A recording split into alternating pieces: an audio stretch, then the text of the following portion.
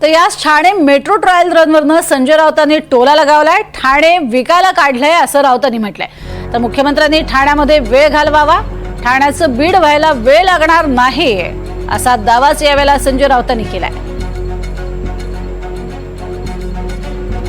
आणि ठाणे विकायला तर काढलेलंच आहे। त्याच ठाण्यात आज राज्याचे मुख्यमंत्री येत आहेत।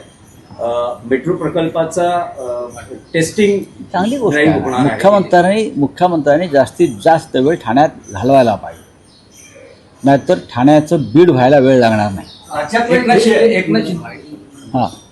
नाहीतर ठाण्याचं बीड व्हायला वेळ लागणार नाही।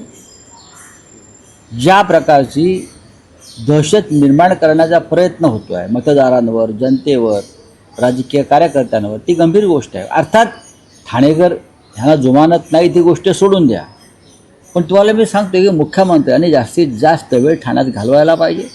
मुंबई जवळच ठाणे, आणि ठाण्यातल्या पोलीस अधिकाऱ्यांना सक्त सूचना दिल्या पाहिजेत की चुकीचे आदेश पाळायचे नाही।